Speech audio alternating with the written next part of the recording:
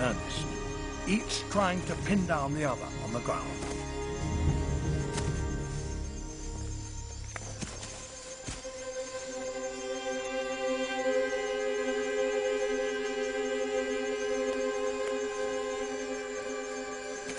These two are evenly matched. Neither can get the crucial throw. It's rather like an arm wrestling contest, and the bout can continue for several hours.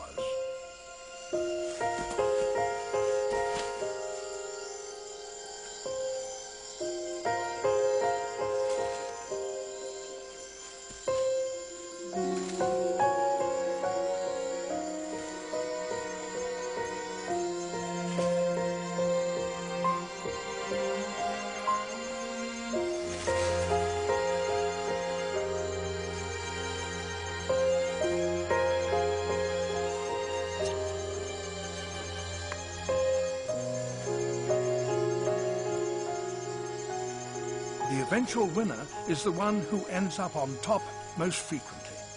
It's a controlled test of strength in which, despite their lethal weaponry, no one gets seriously hurt. Other lizards defend themselves not with physical strength, but by deceit. The South African desert, a bushveld lizard. This is another. It looks very different, but that is because it's a baby. It not only has different coloration, it also walks in a very different and quite extraordinary way.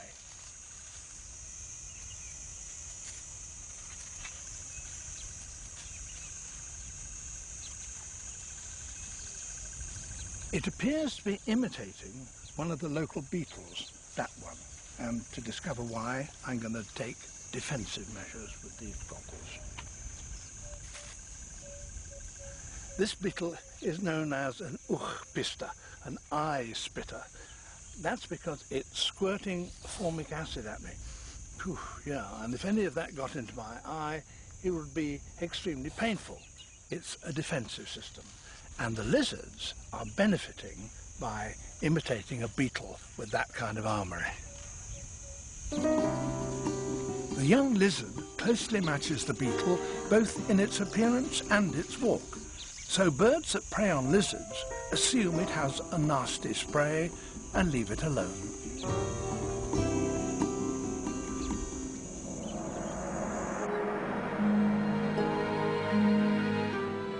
Lizards can cope with dry, hot conditions so well that they dominate the fauna in tropical deserts around the world, including those in Central Australia.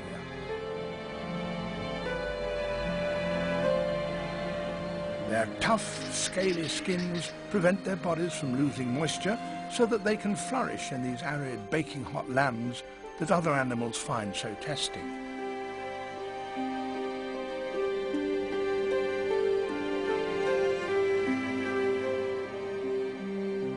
Some wear the most elaborate suits of armor.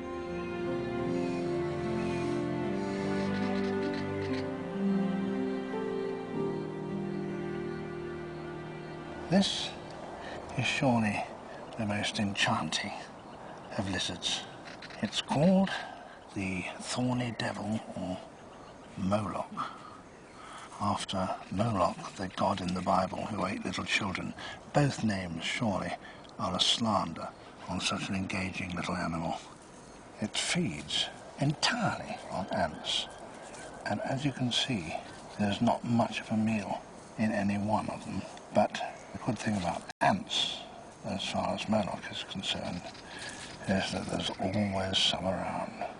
And this little creature will sit by an ant trail patiently for hours on end, simply picking off one ant at a time. The Australian desert is also home to one of the most powerful of the family.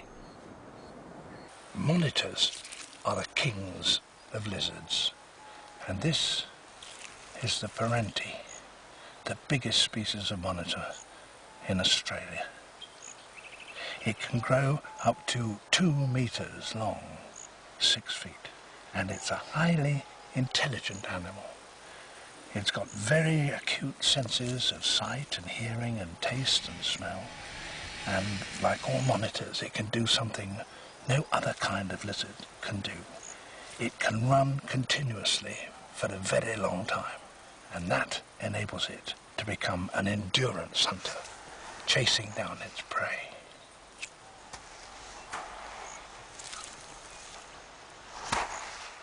Most lizards inflate their lungs using the same muscles as they use for walking, so they can't run and breathe effectively at the same time.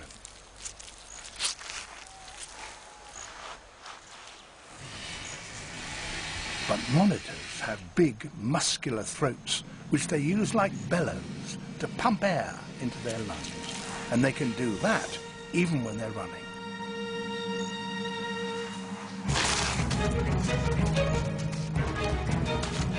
This special way of breathing enables them to reach speeds of over 20 miles an hour.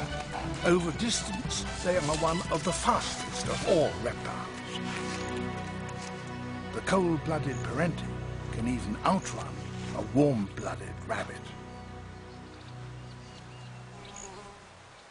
So the lizards have colonized the world, from swamps to rainforest, from woodland to desert. And in doing so, they've revealed such a variety of form and behavior that they truly can be called the dragons of the dry.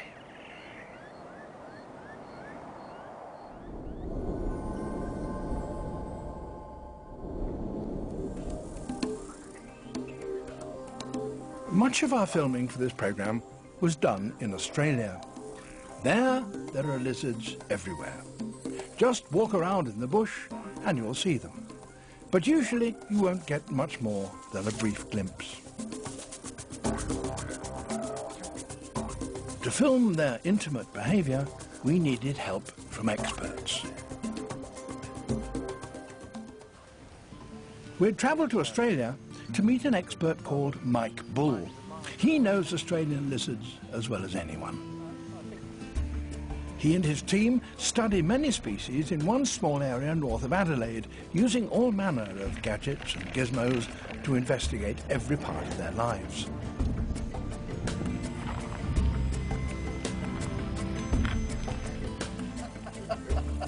We were particularly interested in the lizards that Mike understands best of all, the shingleback or sleepy lizard.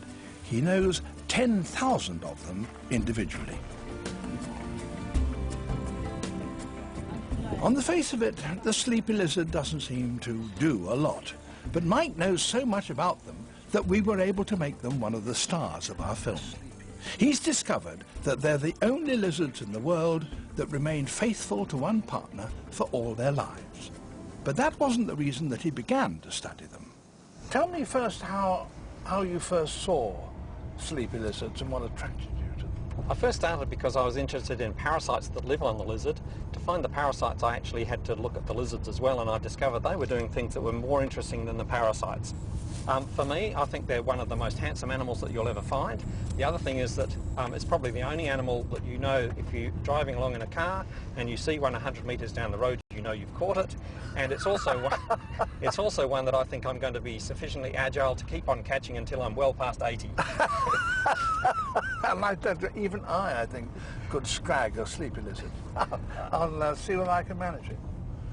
Sleepy lizards like to bask on warm roads, so they're easy to find, and they move so slowly they're easy to pick up. So the team were able to weigh and measure a whole population, and thus discovered that pairs remain together in a way that was previously known only in birds and mammals. But that was just the start. Next, they turned to technology, some of it advanced, some a little bizarre. They used remotely controlled rubber sleepy lizards to test how lizards reacted to one another. In this case, not very much. Mike's team suspected that another lizard in the area, the gidgee skink, had an even more complex social life. But this was difficult to prove because when approached, the skinks wedged themselves in cracks in the rocks, making it impossible to identify who's